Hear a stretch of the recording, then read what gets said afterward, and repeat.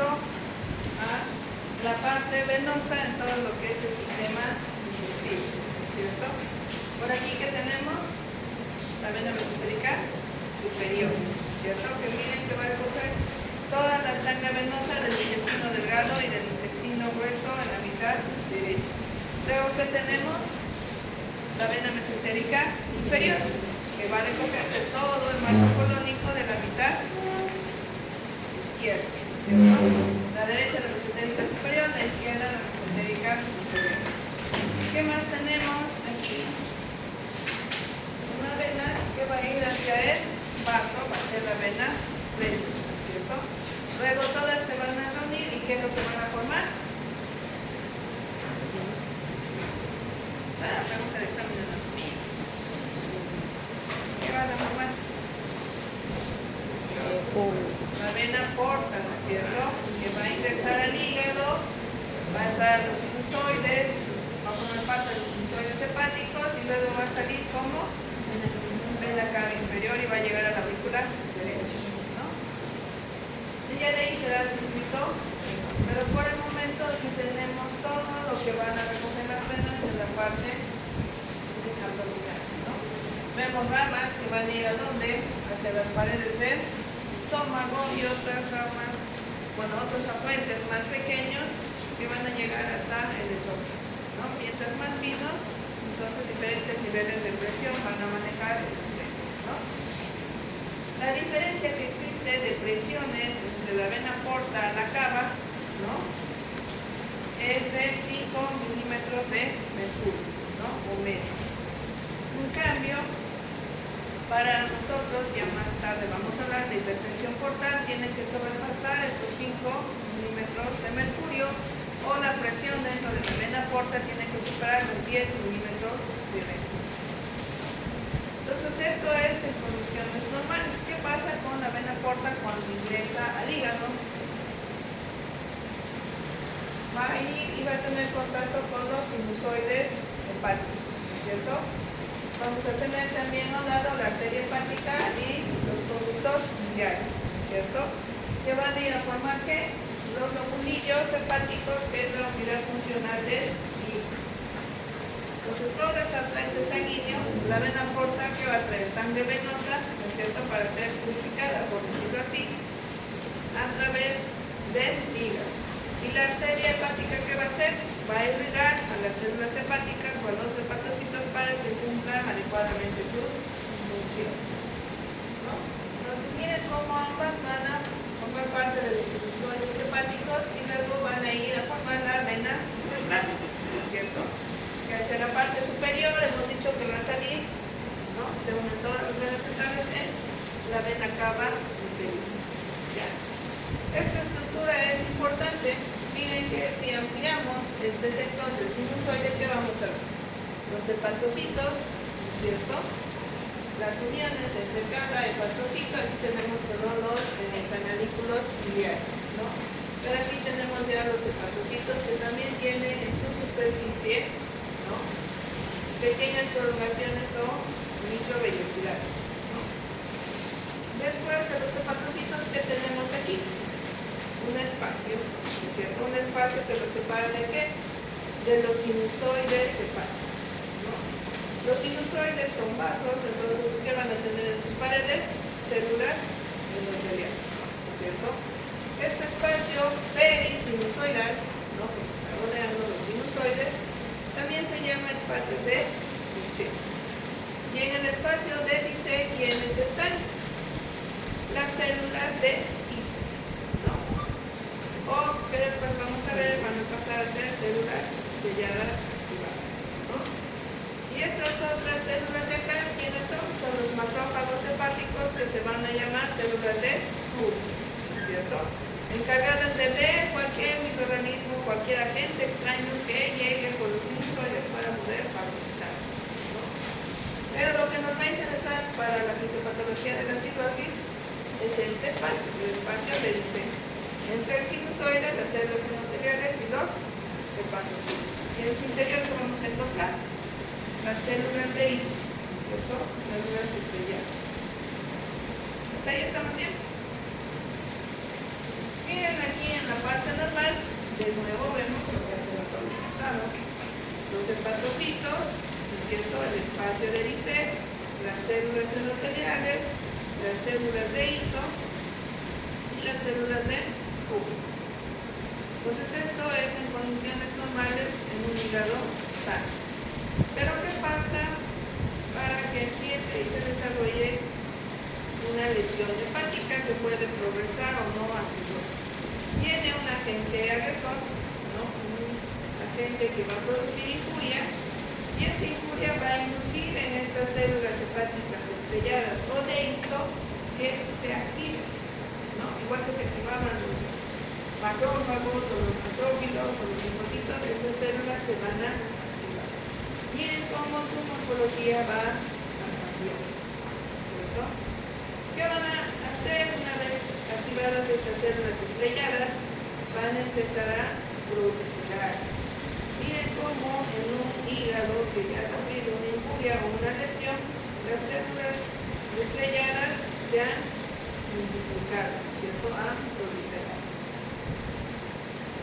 Por otra parte, también las células de hito o estrelladas van a inducir fibrogénesis y algunas van a ser reemplazadas, van a cambiar su funcionalidad y van a convertirse en algo muy similar a los fibroblastos, ¿no? Y los fibroblastos, ¿qué hacen?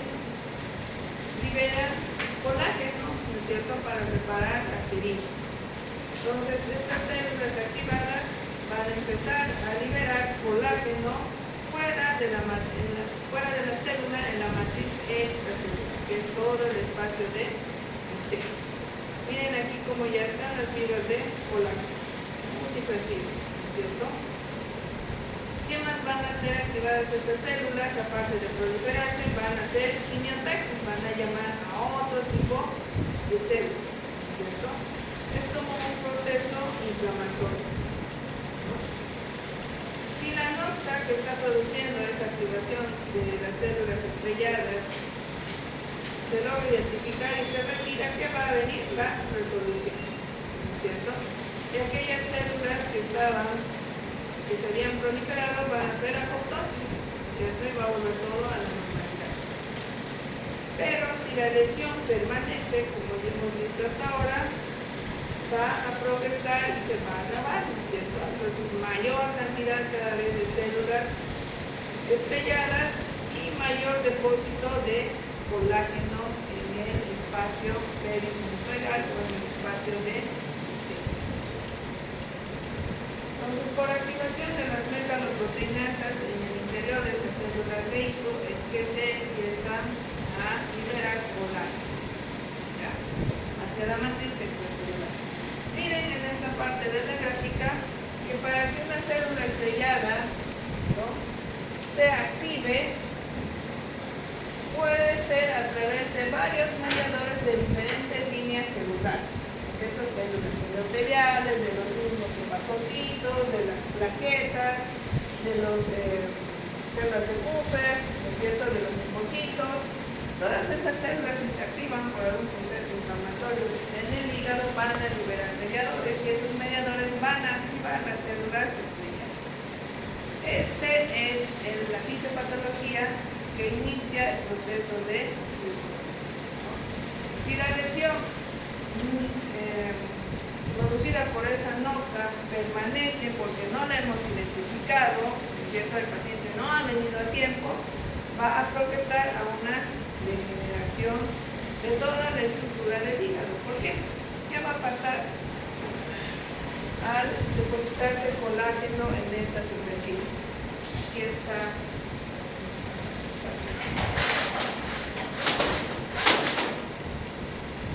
Aquí están los hepatocitos.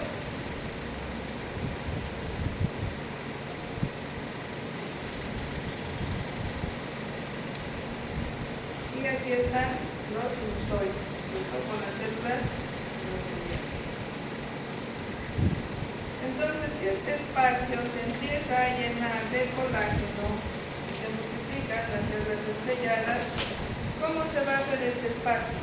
Se va a hacer más denso, ¿no es cierto?, y va a sufrir una degeneración nodular que se puede ver macroscópicamente cuando uno ve el hígado, ¿no? al engrosarse este espacio de liceo perisinusoidal, ¿cómo va a ser el intercambio? En un inicio va a ser dificultoso, ¿no es cierto? Y más adelante no se va a poder realizar un intercambio entre el contenido del sinusoide y los patrocitos, ¿no? Y a medida que esto se haga cada vez más denso, ¿no?, más duro, también por la consistencia que va a tener, también va a comprimir ¿qué? Los sinusoides. Y al comprimir los sinusoides, ¿qué va a pasar? Va a constituir una obstrucción para el flujo sanguíneo a través de los sinusoides. Y va a aumentar la presión en estos sinusoides, dando lugar a la hipertensión portal. Por eso se dice que la hipertensión portal que produce la cirrosis hepática es de tipo intrahepático, que se da dentro del hígado, y de tipo sinusoidal porque afecta a los sinusoides hepáticos. Ya en otra clase que hablemos de hipertensión portal, ¿no?, vamos a ver que hay diferentes tipos de hipertensión portal, pero el de la cirrosis no se olviden que es una hipertensión portal intrahepática sinusoidal, ¿no? ¿Hasta aquí se entiende? ¿Sí? Imagínense que esto pasa en un lobulillo hepático, ¿cierto? La enfermedad sigue, el paciente no viene a consultar, no se da cuenta porque no hay sintomatología, son pequeños sectores de los diferentes segmentos del hígado, ¿no? A medida que tome la totalidad de un segmento y se comprometan mayor cantidad de segmentos, va a haber mayor manifestación clínica porque las obstrucciones van a ser en múltiples lugares del hígado. Y cuando sea en su totalidad, ¿no?, ahí ya van a venir las complicaciones de la cirrosis hepática, porque la hipertensión portal va a ser muy marcada, ¿cierto? Y es casi más del 60% del hígado comprometido, ¿no? En su unidad anatomía funcional, que hemos dicho que van a ser los lobulillos hepáticos, ¿cierto? Entonces, ¿qué trata de hacer la célula endotelial? Y eso ustedes pueden recordar, cuando se ve sometida a presión, ¿no?, está sufriendo esos sinusoides constricción. ¿Qué es lo que el endotelio libera para hacer frente a esa constricción que existe en sus paredes?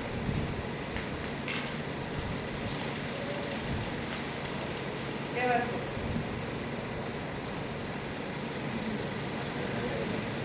¿Pero qué sustancia va a liberar? Que es un potente vasodilatador. El óxido nítrico, ¿no? El endotelio, las células endoteliales van a liberar óxido nítrico, y este óxido nítrico, ¿qué va a hacer? Va a querer vasodilatar para que ya no exista esa obstrucción, ¿no es cierto? Además que como hay obstrucciones y no puede pasar la sangre por debajo del hígado, todo se va a empezar a congestionar, ¿no? En un inicio tal vez la respuesta sea buena cuando está en sus primeras etapas, ¿no?,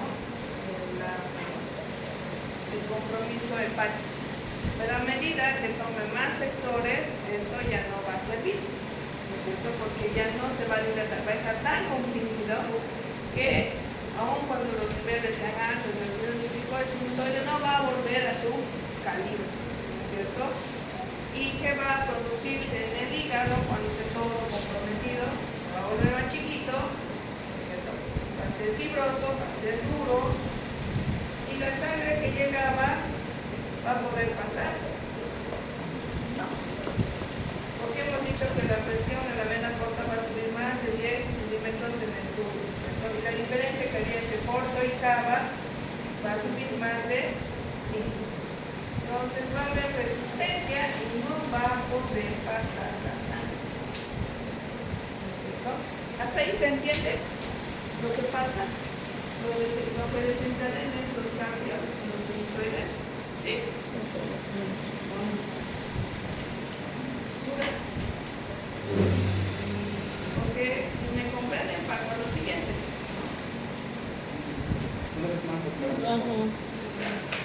¿Qué pasa? Desde enero hasta ahora todo.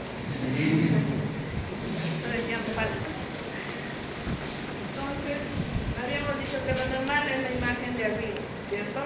El espacio de dice libre con una que otra célula de hito. Cuando viene un agente agresor, ¿no? Que pueden ser diferentes patologías, como por ejemplo el alcohol, ¿no? El etanol, el consumo de bebidas alcohólicas, puede ser procesos virales o por cierto tipo de fármacos, ¿no?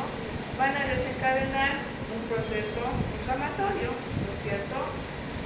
Que van a ir a activar a quienes, a todas o algunas de estas células, y ellos van a liberar mediadores. Y estos mediadores, ¿qué van a hacer? Van a activar a la célula de hito o estrellada que estaba en el espacio de C, ¿no es cierto? Una vez que se active esta célula, ¿qué hemos dicho que va a pasar? Va a empezar a proliferarse, va a aumentar el número en todo el espacio de C. Van a ser más células estrelladas. Después, aparte de proliferar, van a hacer quimiotaxis, van a llamar a otras células más, ¿cierto? Y van a aumentar y van a desencadenar un proceso inflamatorio. ¿Qué hemos dicho que también va a pasar por la activación de las metaloproteinasas? Va a tener la función, ¿no? De un fibroblasto, la célula estrellada, va a cambiar su funcionalidad y va a empezar a liberar colágeno en la matriz extracelular. Y ese colágeno que se está empezando a depositar poco a poco, gradualmente en el espacio de Nice, va a hacer que la enfermedad, a medida que tome más segmentos del hígado, tenga mayor cantidad de sintomatología, ¿no es cierto? Porque si compromete unos cuantos sinusoides o lobulillos hepáticos, ¿no? En el 10% del hígado, tiene todavía el 90% funcionando bien, pero el paciente no va a tener sintomatología, ¿no es cierto? A menos que se haga una ecografía abdominal y sea un hallazgo que encuentre al paciente con algún tipo de lesión.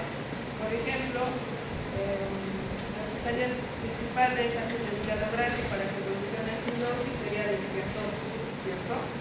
Tenían mayor hipercapacidad en el ultrasonido en algunos segmentos. Entonces ya se le puede decir al paciente que tiene que cambiar su dieta, que tiene que cambiar sus hábitos y todo va a volver a la normalidad si el paciente hace caso.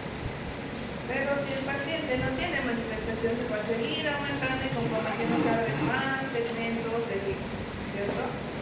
Llegado un momento va a sobrepasar la mitad y van a empezar a aparecer las manifestaciones clínicas, ¿no es cierto? Y el origen de todas esas manifestaciones clínicas es esto que les había mencionado. La modificación que sufre el espacio del C, ¿no es cierto? Se llena de colágeno, tiene una consistencia más dura porque son cicatrices, por eso está liberándose colágeno y están asumiendo la función de fibroblastos y no va a lograrse un intercambio que normalmente tendría que haber entre el hepatocito y lo que está llegando por los sinusoides, ¿no es cierto? Se van a empezar a deformar lo que les decía que va a aparecer como nódulos, ¿no es cierto? En toda la superficie del hígado y en su interior.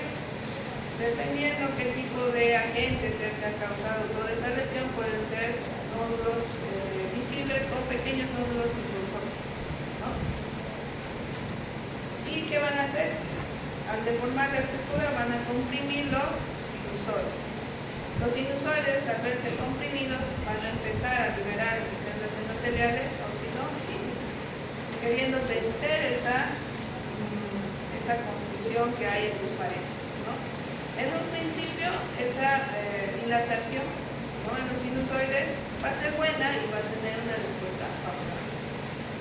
Pero si esto continúa y toma mayor porcentaje del hígado, ya no van a servir ya no va a servir el oxidónico.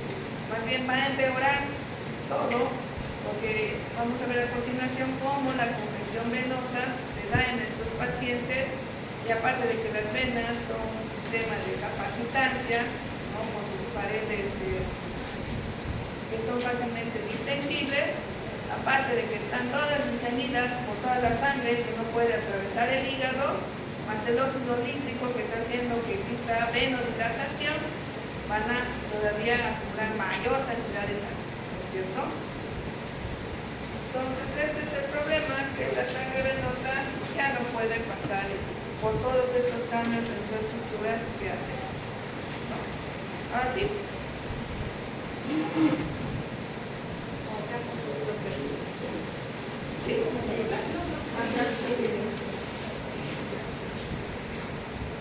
Entonces, lo que habíamos dicho es que aquí ya no va a poder pasar, ¿no es cierto? Porque el hígado se ha vuelto cirrótico puro, ha cambiado su estructura.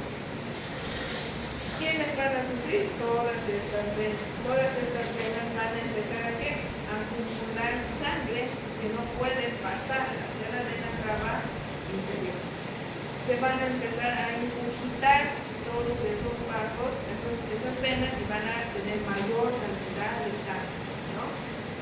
Entonces, si la sangre se va a quedar en todo este sistema venoso de aquí, ¿no? ¿Cómo va a estar la precarga en la aurícula derecha? Disminuida, ¿no es cierto? Porque no está pasando la sangre venosa hacia la vena cava inferior. Llegará lo de la vena cava superior, pero la vena inferior no va a llegar. Entonces va a disminuir la precarga, ¿no es cierto? Va a ir hacia el circuito menor, va a volver hacia la aurícula izquierda. ¿Y qué va a salir del ventrículo izquierdo? Un volumen sistólico aumentado o disminuido. Disminuido, ¿no es cierto? ¿Y qué es lo que va entonces también estar disminuido? Va a ser el volumen circulante efectivo. ¿Se acuerdan que una vez hablamos del volumen circulante efectivo y dijimos que era el volumen que está dentro de las arterias? Entonces va a bajar el volumen sistólico, va a bajar el gasto cardíaco, y el volumen circulante efectivo en las arterias también va a bajar, ¿no? Pero esto no sucede rápidamente, ¿no? A medida que progresa la enfermedad y se empeora la cirrosis, recién empieza a aparecer estos cambios hemodinámicos, ¿no? Es decir, que el paciente que está con un camino hacia la cirrosis, con su esteatosis feliz, no tiene problemas, ¿no es cierto?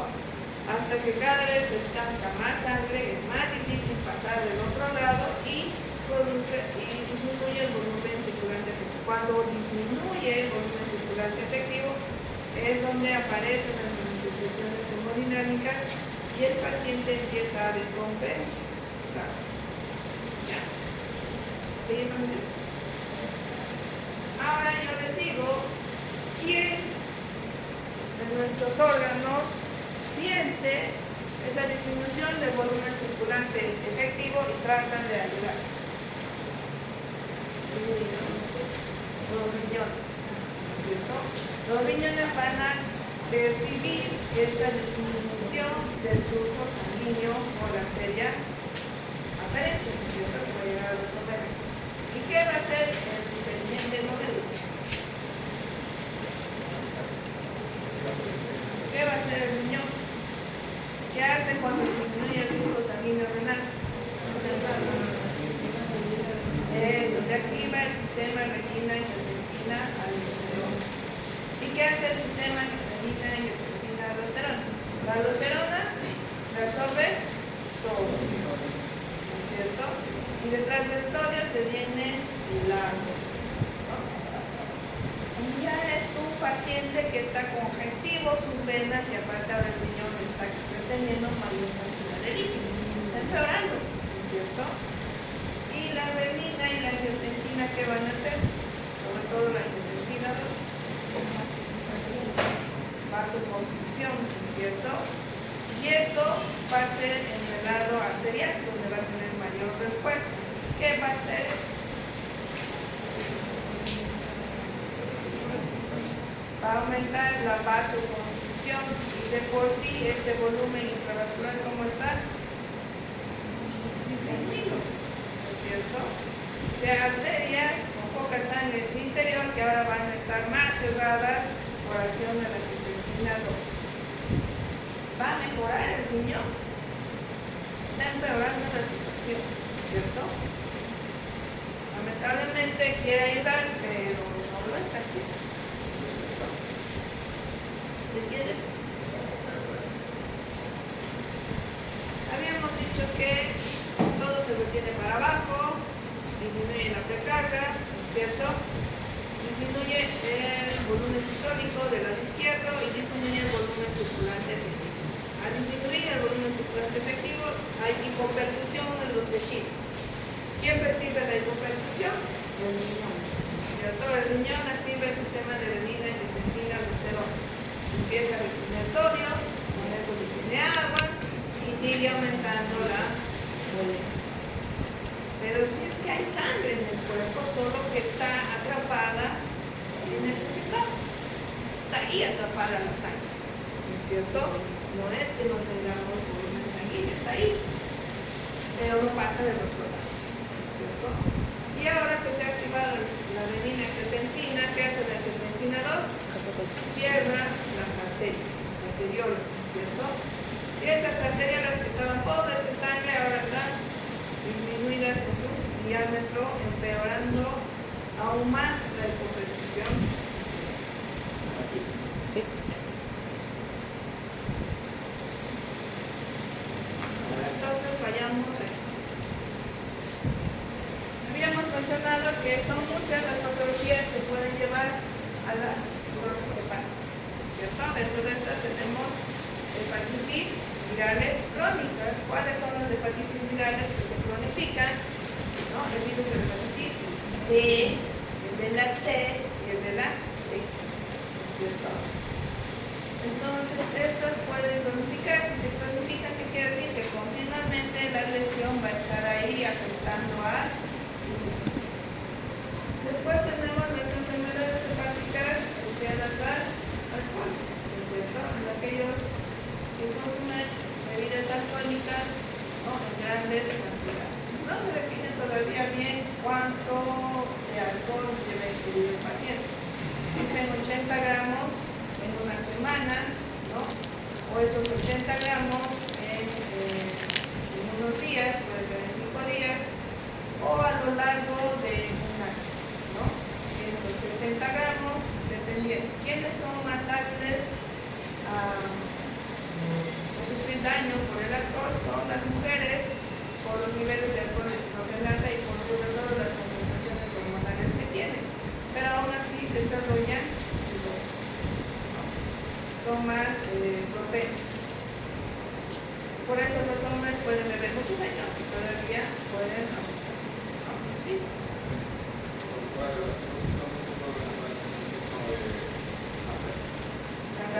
Sí, ahorita vamos a ver eso.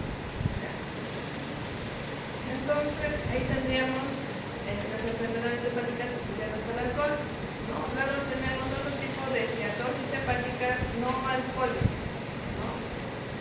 Tenemos, por ejemplo, las enfermedades autoinmunes, ¿no? Como las hepatitis autoinmunes que vimos en nuestro paciente con ictericia, ¿cierto? Que pueden cronificarse e igual producir cirrosis hepática. Tenemos también otro tipo de cirrosis como la cirrosis biliar primaria o la esclerosis o la colaquitis esclerosante, en donde el problema es a nivel de colédoco y las vías biliares se estenosan y no sale la bilis, y la bilis es la que estimula todo este proceso de estimular a las células estelares, ¿no? Aquí la obstrucción está viniendo por la vía biliar, pero está afectando indirectamente al hígado y puede llegar a cirrosis. Trastornos genéticos también, por ejemplo, la enfermedad de Wilson, ¿no? Que es una enfermedad hereditaria por deficiencia de una enzima, en la cual el cobre empieza a acumularse en los diferentes tejidos, entre ellos el hígado, ¿no? Y ese es el agente agresor que va a estimular a las células estelares. O la hemocromatosis, en la cual el paciente empieza a absorber grandes cantidades de hierro y este hierro se deposita en los tejidos, entre ellos el hígado. Luego tenemos otro tipo de tóxicos que pueden ser fármacos, aunque raramente pueden producir una evolución crónica de daño en el hígado, ¿no? Porque uno ya sospecha afecta y requiera el medicamento. Tendría que ser ya una iatrogenia, que es medicular con el tratamiento, sabiendo que ya tenía manifestaciones de algún tipo de lesión hepática, ¿no? También tenemos la deficiencia de alfa-1-antitrypsina, ¿no? Que es una proteína encargada de proteger, ¿no? Participar en los procesos de regeneración del hígado. Cuando hay déficit de esta proteína, entonces la recuperación frente a una lesión del hígado ya no es segura, ¿cierto? Ya está alterada y es más fácil de lesionar. O enfermedades como la fibrosis quística, en donde se forman diferentes órganos, formaciones quísticas múltiples, ¿no? Puede ser en el riñón, en el páncreas, en el hígado, en los pulmones, ¿no es cierto? Y a medida que los quistes se hacen cada vez más grandes, comprimen las estructuras que están circundantes.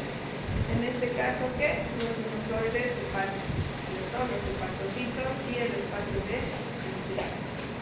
Todo eso va a desencadenar que se liberen mediadores inflamatorios y se activen las células.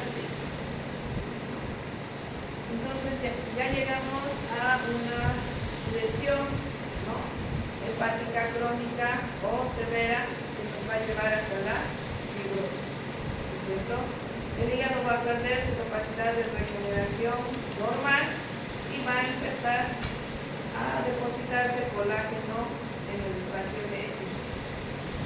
Entonces, ¿qué es la cirrosis? La cirrosis es la fibrosis hepática irreversible. Una vez que hay cirrosis no hay vuelta atrás, ¿no? Y algo que es importante decir aquí en el cuadrado verde es cuáles son las características de la cirrosis.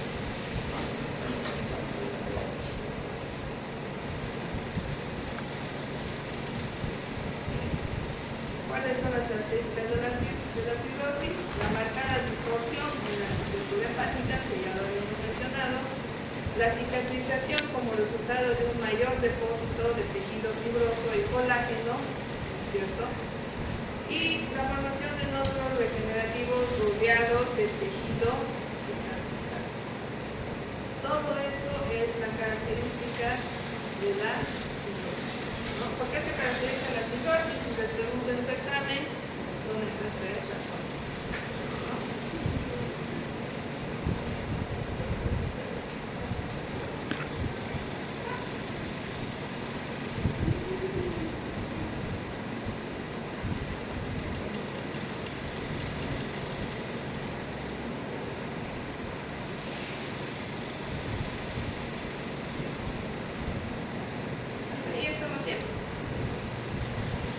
Doctora, ¿toda hepatitis puede llegar a causar una cirrosis o no es una regla? Las hepatitis, bueno, hemos dicho que hay tres hepatitis que se clasifican, la B, la C y la D. La hepatitis A y la E no se clasifican, ¿no? O sea que esas son, digamos, las más inocuas, ¿no? El paciente se logra recuperar. Pero cuando tiene hepatitis B, ese paciente tiene que hacer seguimiento, ¿no? Porque ya hemos visto que no habrá manifestaciones clínicas al principio cuando es reversible todavía la cirrosis, ¿no? Tienen que hacer seguimiento, que será cada año, cada 6 meses, ¿no? Porque el porcentaje que pasa la cronicidad es alto.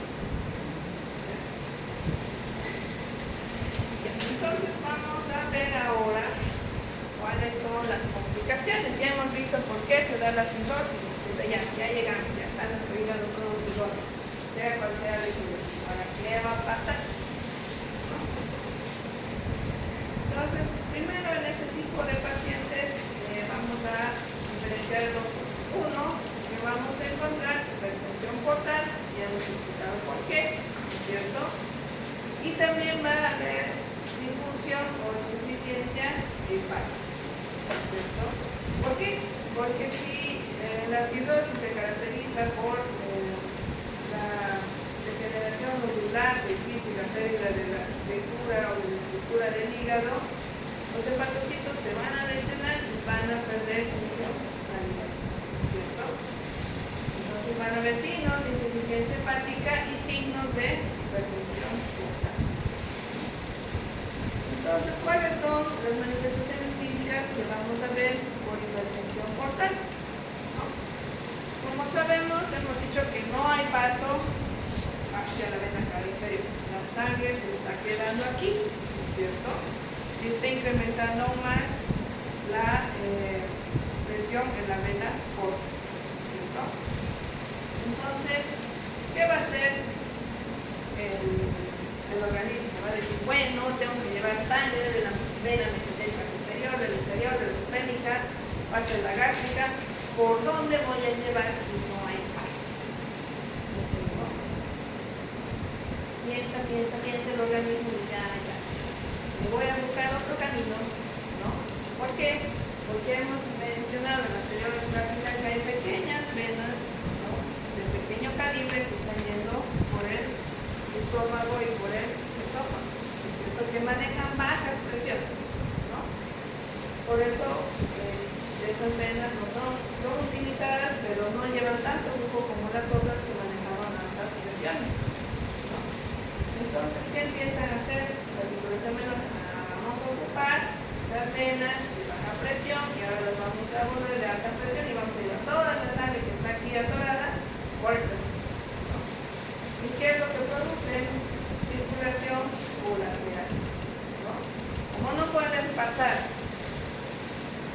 de aquí a aquí, van a buscar otras vías por donde pasan, ¿cierto? Ramas colaterales. Pero como eran de bajo flujo, les decía, ¿qué van a hacer? Ahora van a aumentar, se van a mover de mayor calibre, van a manejar mayores presiones, ¿cierto? Y no estaban acostumbradas a eso las venas, entonces las venas van a empezar igual a incrementarse, a aumentar su calibre, volverse gruesas, volverse tortuosas esas venas, ¿no? ¿Y dónde las vamos a encontrar? En las paredes del esófago y en las paredes del estómago. Y esas son las famosas varices esofágicas, ¿no es cierto? O incluso podemos encontrar varices en el estómago. Entonces, ¿qué pasa con este paciente? Cuando se rompan esas varices, cuando ya sea tanta la presión que no va a aguantar la pared, porque a medida que se imbuquica, que hace que la pared se extiende, ¿no es cierto? Y es más fácil de romperse. Entonces se rompen las varices y el paciente va a presentar hematemesis, ¿no es cierto? Va a empezar a vomitar sangre. ¿Y eso qué es? Es una hemorragia digestiva alta por varices esofágicas, ¿no?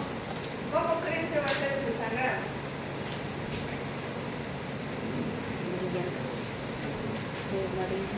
¿Cómo sangran las venas?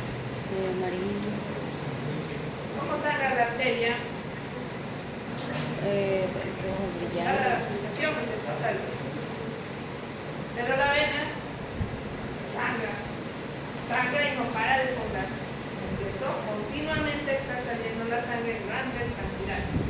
Por lo tanto, ¿qué va a ser? Va a ser la complicación, mucho jugo de limón, ¿no? El paciente va a perder mucha sangre. Si son más varices las comprometidas, peor todavía, ¿no? Tendrá que hacer su endoscopía y mirar si se pueden esas varices que están sangrando. ¿Y qué pasa con las otras venas, las que no pueden pasar? Ya encontraron por aquí un caminito, ¿no es cierto? Pero ¿qué pasa hacia abajo? ¿Hacia dónde hemos dicho? ¿De quién recoge sangre? La vena mesentérica superior.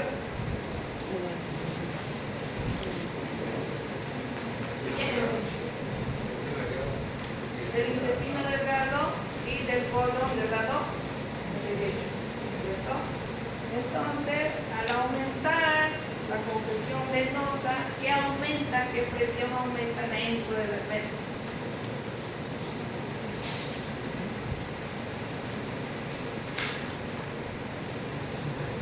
La presión hidrostática. Y al aumentar la presión hidrostática, ¿qué va a hacer? Va a empujar a que salga el agua hacia afuera, ¿no es cierto? ¿Y qué va a pasar? Las paredes del intestino se van a edematizar. ¿Qué va a dar como consecuencia aquello? Ya hemos avanzado.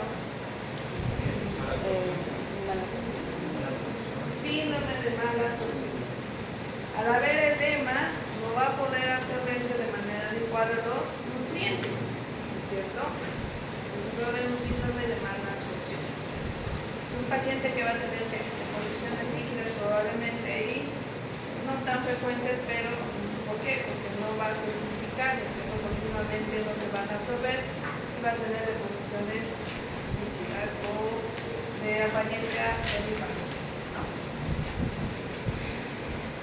Muy bien. ¿Y qué pasa con la sangre que recoge la vena mesenterio inferior? ¿De dónde hemos dicho que va a recoger? Del colon, del sigmoides, del recto, ¿cierto? Entonces, ¿qué va a pasar con las venas del recto?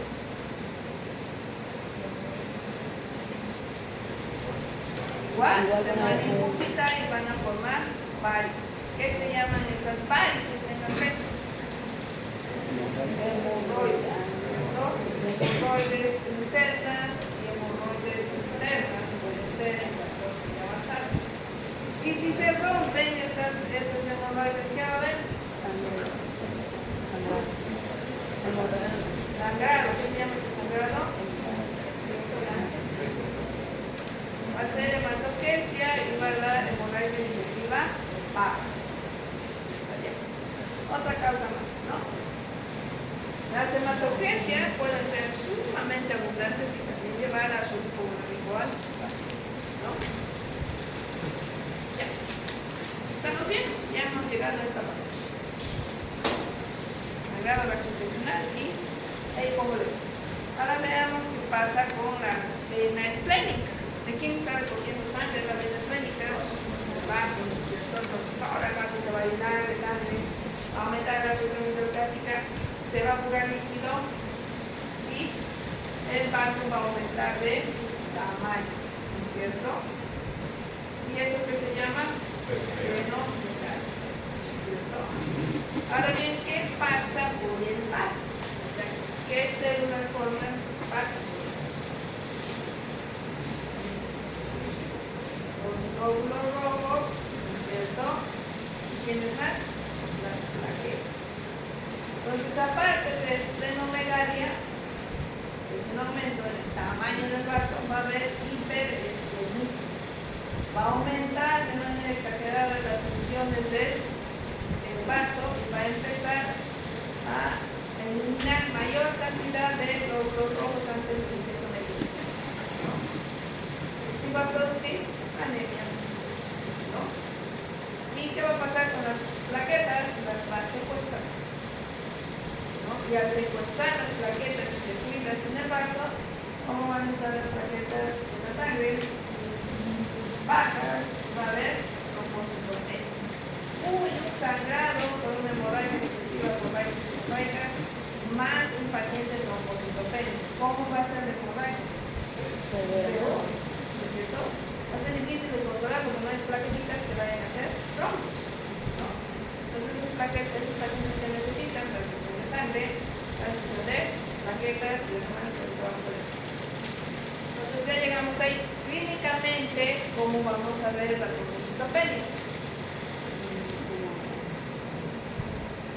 ¿Qué va a aparecer en la piel del paciente? Petex, las lesiones como puntitos, violáceos o luminosos, ¿cierto? Las petex.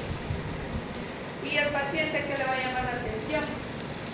Todos los padres municipales que tienen dientes, les sangran las encías, ¿cierto? Entonces vamos a ver ese tipo de trastornos y ya tenemos que pensar, este paciente con cirrosis ya debe estar haciendo hiperesplenismo y por eso están disminuyendo sus plaquetas.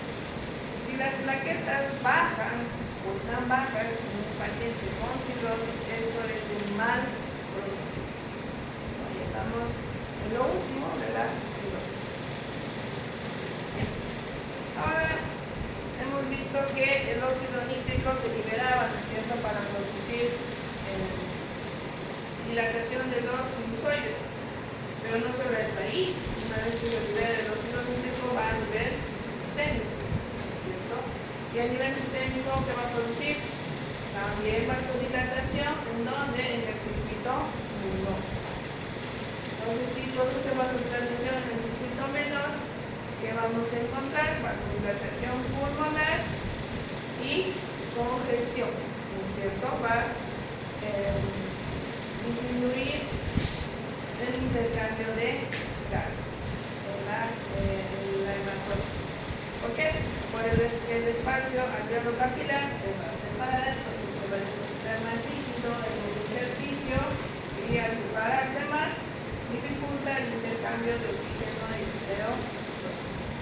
Entonces nuestro paciente va a tener signos de insuficiencia respiratoria, va a tener disnea, va a tener hipoglucemia, ¿no es cierto? Puede tener hipercapnia, y eso se llama síndrome hepatopulmonar. Es muy raro ver, tiene que estar muy avanzada la cirrosis para ver un síndrome hepatopulmonar. En otros países no creo que vean, pero como aquí somos raza de bronce y hasta lo último uno ve estas cosas que solo son narraciones de libro para otros países, pero aquí sí se ve. ¿Hasta ahí vamos bien? El vaso lo puede ver. ¿Qué? El vaso. ¿Repetir? Ajá. La parte del vaso. Ya se va. Ya, habíamos dicho que el vaso va a aumentar el tamaño, ¿no es cierto? Por presión venosa, aumento de presión endostática. El vaso, dentro de sus funciones, va a recibir a los glóbulos rojos, ¿no es cierto?, de los 120 días y les va a decir chao, hasta aquí cuando tengan el siguiente, ¿no es cierto? Y en las plaquetas, en los megacardiocitos, va a ver y va a decir plaqueta normal, pasa la sangre, plaqueta normal, pasa la sangre, plaqueta normal, pasa la sangre, ¿no? Se encarga de hacer ese trabajo. Pero ahora, como hay una esplenomegalia, va a haber un hiperestrenismo, que es un aumento exagerado de su función. No va a pasar lo normal, no va a pasar. Pero no en 120 días, no importa, ¿no? Y va a empezar a matar los glóbulos rojos. Entonces va por eso a aparecer anemia. Si aparece anemia también es un factor de mal pronóstico. Paciente que haga una hemorragia digestiva y de paso anémico, se va a matar. ¿No es cierto? Necesita una resolución rápida. Lo mismo con las plaquetas, ¿no es cierto? No va a dejar salir a las plaquetas. Si estén preparadas o no, no, se quedan. Las va a secuestrar y no las va a dejar salir a la circulación. Y ahí va a haber la trombocitopenia.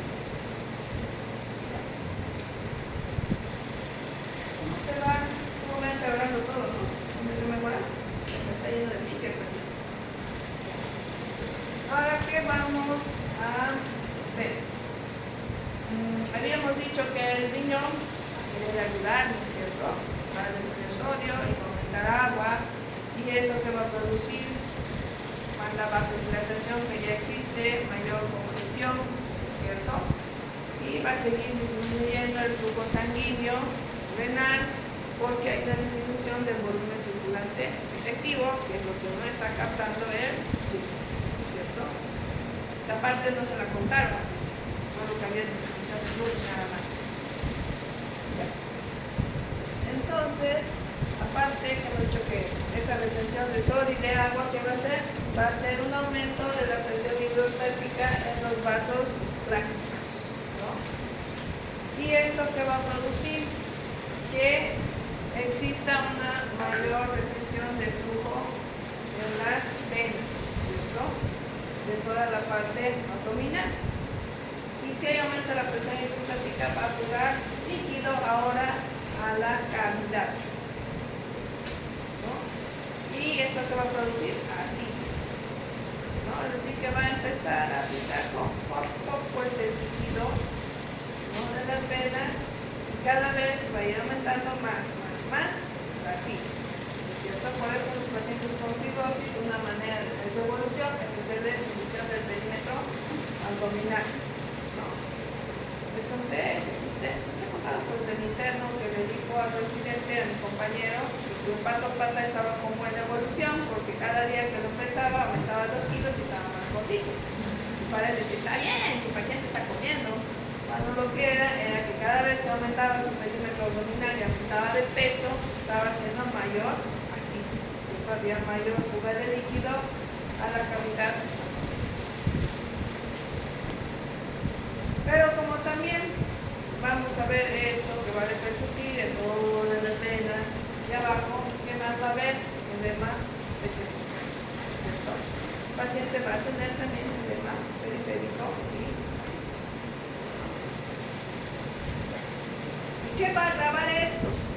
la disfunción hepática, porque si el hepatocito, hemos dicho, está fallando, va a fallar en una de sus funciones, que es la de secreción, de la formación de proteínas, ¿cierto? Que no va a producir albúmina. El hepatocito ya muerto, ya todo disfuncional, ya no va a formar albúmina. Y si no hay albúmina, el paciente va a tener hipoalbuminemia. Y si hay hipoalbuminemia, que va a disminuir la presión coloidosmótica y eso va a favorecer más todavía el efecto. ¿No? ¿Qué más produce el hígado? Hemos dicho factores de coagulación. ¿No es cierto? ¿Cuáles? Los vitamina K, el 12, el 7, el 9, el 10. ¿Cierto? También la fracción C, también la protrombina, ¿no? Proteínas anticoagulantes, todo eso va a dejar de producir el hígado. Entonces, ¿qué vamos a ver en los laboratorios? Prolongación del TP, trastornos de coagulación. Listo, mi paciente hace su hemorragia digestiva alta, anémico, trombocitopénico y ahora con coagulopatia. Se va a morir. Por eso le reemplazo ahora sangre, plaquetas, plasma y a veces hasta pleurocytocitos, ¿no? Entonces, otro factor más para el pobre paciente, ¿no es cierto? Coagulopatía. Ya hemos llegado hasta la. ¿Qué más vamos a encontrar? Encefalopatía hepática, un tipo de encefalopatía metabólica. ¿Por qué? Hemos dicho que también tiene una función de filtro el hígado, ¿cierto? Eliminar impurezas o ciertas sustancias tóxicas para el organismo. ¿Se acuerdan del amonio y el amoníaco? ¿Dónde lo vimos? En los riñones, ¿no es cierto? Como efectos tampones del estado ácido-básico. Entonces, recuerden que el amonio también se produce en el intestino, ¿no? ¿Quiénes ayudan a la producción de amonio? Nuestra flora intestinal, ¿no? Entonces, este amonio va a empezar a concentrarse cada vez más, porque no se va a poder eliminar, ¿no es cierto?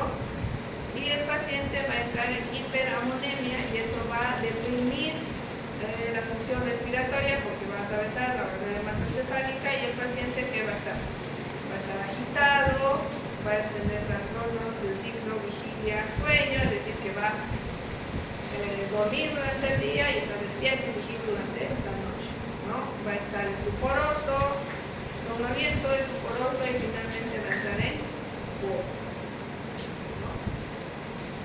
Este estado de coma es reversible, sí. Las primeras veces que hay encefalopatía hepática sí son reversibles, ¿no? ¿Por qué? Se le da al paciente lactulosa, que es un tipo de laxante, y le vamos a hacer lo que uno de mis colegas dice diálisis diarreica. ¿Por qué? Le va a producir una diarrea brutal al paciente para que elimine el amonio por esa vía y el paciente baje los niveles y empiece a recuperar su estado de conciencia, ¿no? Y aquí yo les cuento una anécdota de por qué las primeras veces sí puede recuperar el paciente. Es más fácil, todavía tiene ciertos fenómenos de adaptación, ¿cierto? Todavía tiene un poco de efectivo más o menos aceptable, ¿no? Pero a medida que empeora es más difícil que vuelva a la normalidad. Me acuerdo que cuando era residente llegó una señora con unos 8 años, no sé, 64, con sus 3 hijos. La señora vino de Cochabamba a visitar a sus hijos, ¿no? Creo que era el cumpleaños de su hijo menor y vino a festejar, ¿no? Resultados de que la van a ver a su mamá durmiendo, la tratan de despertar y no despierta a su mamá, ¿no? Y asustados la traen al hospital porque su mamá no despertaba y antecedentes patológicos refieren que no tenía, ¿no? Se le toma glicemia, se le toma todos los laboratorios, ¿no? Y les voy a decir cuántos años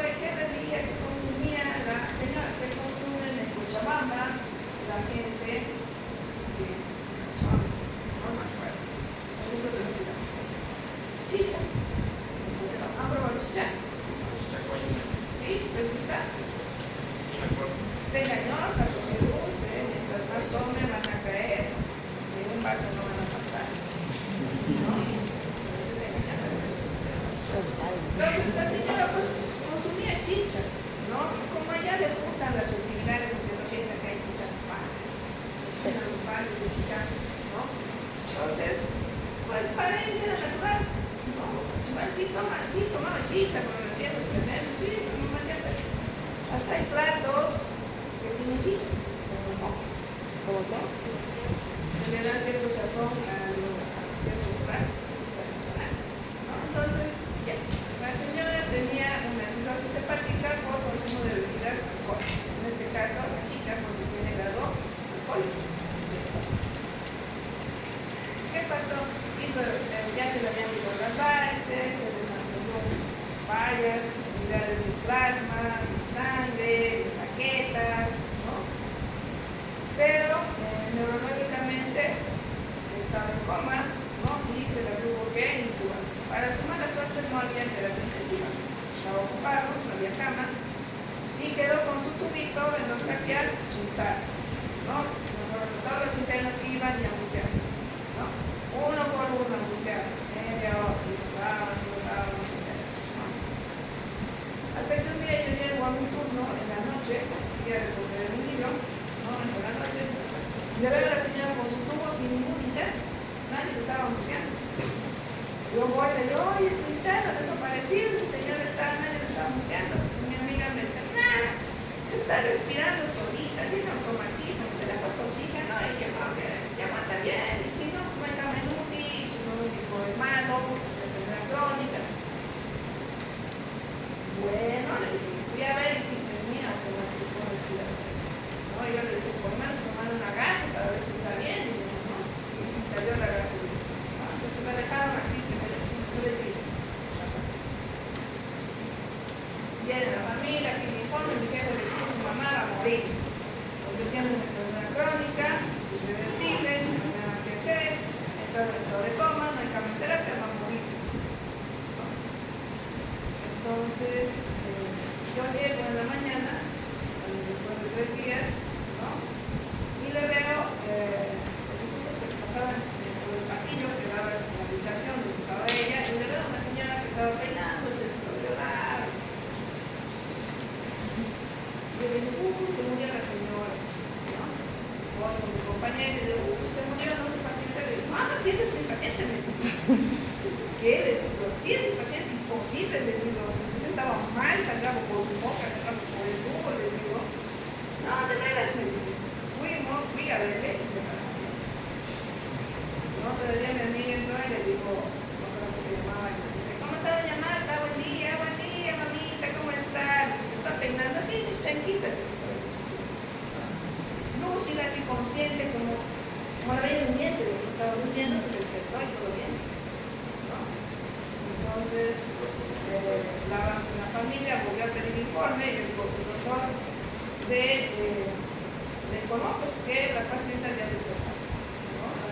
Para la familia era un milagro, pero fisiopatológicamente no era un milagro. ¿Por qué? Porque todo el tratamiento que se le siguió haciendo, los enemas y todo, hizo que baje el amonio y al final la paciente despertó. Y la señora fue caminando a su casa. ¿Quién sabe cuándo volvería con otra psicología hepática? ¿No? Porque eso ya era crónico. Entonces, ¿por qué les cuento? Porque pese a ser una psicosis de etiología alcohólica que tenía esa señora, que es una patología crónica, sí había cosas que hacer por ella. No simplemente bajar el dedo y decir, es una patología crónica, que se vaya más. ¿Cierto? No. Era una patología crónica que se había reagudizado, hay que tratarlo agudo, no vamos a curar la cirrosis, pero lo agudo sí se puede tratar y puede volver a lo que estaba antes, ¿cierto? Y así fue, la paciente salió. Entonces no hay enfermedad crónica en la que ustedes digan, hasta aquí nomás, gracias, ¿no? Limitan la limitación del velorio, no. Tienen que seguir dando por su paciente a menos que ya tenga daño neurológico. Si ya tiene daño neurológico y si el chip está fundido, ya no hay paciente, ¿cierto? Y lo van a hacer. Pero mientras sea la patología crónica de pacientes, ¿no? Entonces, volviendo a la casa. ¿Qué más va a haber? Insuficiencia hepática, ictericia. ¿Qué bilirrubina se va a subir? La ictericia. La biliar. ¿Sí? La ¿Quién le biliar. apoya directa? ¿Quién da más? ¿Quién da menos? ¿Cómo? A ver. La directa, dice. Ah, ¿Sí o no?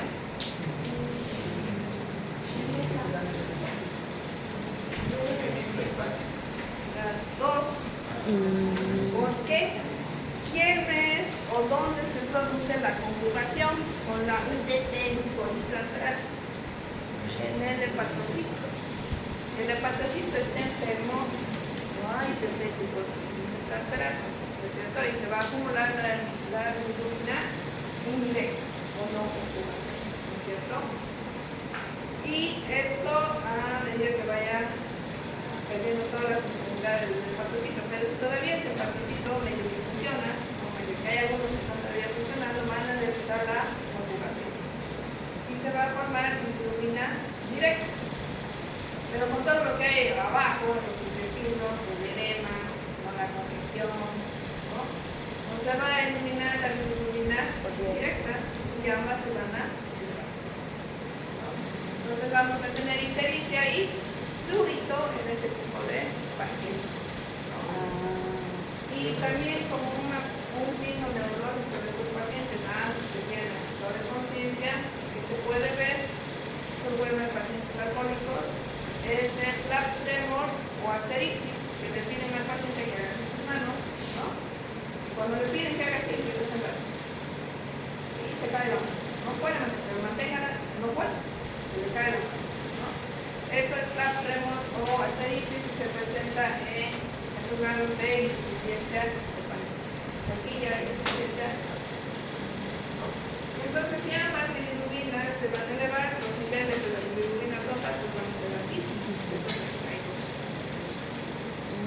Las transaminases se van a elevar, obviamente, porque va a haber descender, ¿cierto? La GGT se va a elevar. Sí, siempre y cuando el daño sea por alcohol, ¿no? En este caso es el ¿estamos bien? ¿Se entiende? ¿Qué tal su pronóstico del paciente? Antes de llegar a estas etapas que hay terapias farmacológicas, dietéticas, farmacológicas, luego hay diálisis hepática, así como hay diálisis renal, hay diálisis hepática, que es sumamente cara, ¿no? Que no hay, que ellos sepan en Latinoamérica, ¿no? Y luego viene ¿qué? El trasplante hepático, ¿cierto? Pero el trasplante tiene que ser antes de que existan cambios hemodinámicos.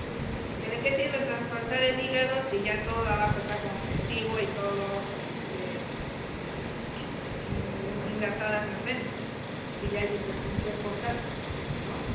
Con hipertensión portal breve sí se puede hacer trasplantes, pero si es moderada severa no tiene sentido, porque toda la parte del sistema porto sistémico ya está alterado. ¿Para qué? ¿Para qué le van a dar un hígado sano si ya todo no está enfermo?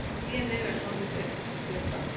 Entonces, de cierta parte es el trasplante y después ya solo es tratamiento paliativo, ¿no? Y los pacientes saben, vienen cada mes o cada 2 meses a que se les haga para síntesis, ¿no? Para drenar la síntesis. Sí, hemos subido de ¿alguna pregunta? ¿No? ¿Dónde está comprendido? Sabemos qué le está pasando a nuestro paciente y por qué. estamos a la vez. ¿Sí? Hígado graso. Ya. Hemos dicho que el hepatocito, en el hepatocito que se llevaba a cabo la conjugación, ¿cierto? Por la UDP,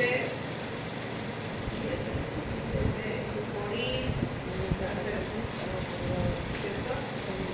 Si el hepatocito, hay hepatocitos que van a estar lesionados, ¿no es cierto? Y otros sanos. Los lesionados que van a hacer ya no van a poder realizar la conjugación. Y eso va a aumentar que la bilirrubina.